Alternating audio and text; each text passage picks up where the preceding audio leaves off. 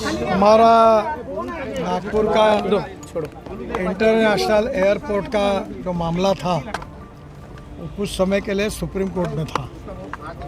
अब supreme court ने निर्णय दे दिया है तो हमारा इंटरनेशनल एयरपोर्ट का काम करीब 2 से 2.5 साल प्रोलॉन्ग हुआ, पर जिसके लिए सम्मान्य सुप्रीम कोर्ट ने के कारण निर्णय न होने के कारण वो नहीं हुआ। यहाँ जो एयर स्ट्रिप है वो एयरपोर्ट अगर पहले हैंडओवर होता तो ये प्राइवेट वाला बना था, और ये हमारे जो मिहान की मैनेजमेंट है उनके पास ये था। उन्होंने 2023 कारपेटिंग के लिए एयरपोर्ट अथॉरिटी के तरफ से इसका टेंडर प्रसिद्ध हुआ। 2024 में मई में केजी गुप्ता कंपनी को काम दिया। इन्होंने क्या किया कि ऐसे समय कम से कम 7-8 रोलर, और मिहान ने उनको ऑफ़र किया था कि आपको बाजू में हम जगह देते हैं नज़दीक, आप यहाँ से ही आपका मटेरियल लाइए और कारपेटिंग करिए। उन्होंने 8 किलोमीटर दूर जगह ली। दूसरी बात, इसके पास मशीनरी पूरी नहीं थी। ऐसे समय इमरजेंसी काम करने के लिए अगर रोलर ज़्यादा होते तो ये मैक्सिमम 1 वीक का काम है, ये ख़त्म होता।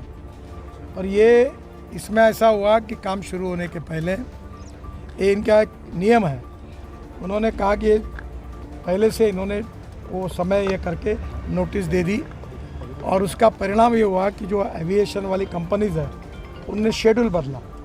शेड्यूल बदलने के कारण क्या हुआ कि टिकट रेट दुगने हो गए और सामान्य लोगों को इसकी बहुत तकलीफ हुई।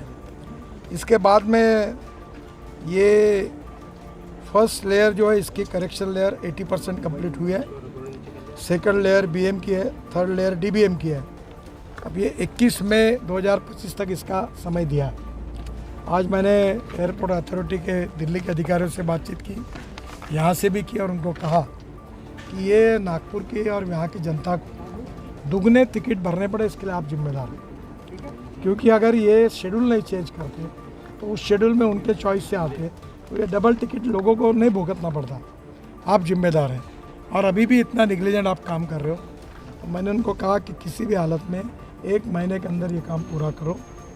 जो समय दिया हुआ है, इन्होंने और एक गलत बात की, कोर्ट में एफिडेविट किया कि ये चुनाव के कारण कोड ऑफ कंडक्ट थी, इलेक्शन वगैरह हुआ, इसके कारण।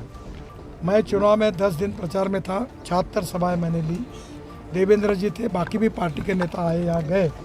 ये 10 दिन केवल चुनाव की सर्विस थी, पर ये भी कॉम्प्रोमाइज़ करके कुछ समय के लिए काम का एडजस्टमेंट, अगर कोई प्लेन आया है तो 2 घंटे काम करना, ऐसा करके हो सकता है। मैंने उनको बोला कि NHAI में हमने मुंबई दिल्ली हाईवे 1370 किलोमीटर का 1 लाख करोड़ का 2 साल 1.5 साल में पूरा किया है, और तुम ये छोटे से 3-3.5 किलोमीटर के लिए आप इतना समय लगा रहे हो।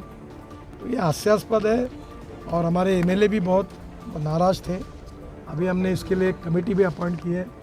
ये गिरधारी मंत्री है, प्रकाश बोयर है, दिलीप जाधव है, ये अभी इसके अपॉइंट किए हैं, और बहुत सीरियसली हमने लिया है। नागपुर की और यहाँ के एयरपोर्ट वाली जनता को साल भर में बहुत तकलीफ़ हुई है, और ये हमारी गलती है, और इसलिए मैं जनता से भी क्षमा मांगता हूँ। और ये किसी भी स्थिति में 1 महीने के अंदर हम पूरा करेंगे।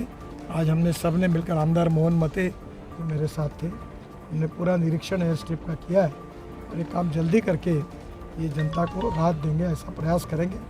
ये एयरपोर्ट अभी जल्दी ही जो नई कंपनी है उसको हैंडओवर होगा, और फिर इसमें बहुत से प्रॉब्लम्स हैं।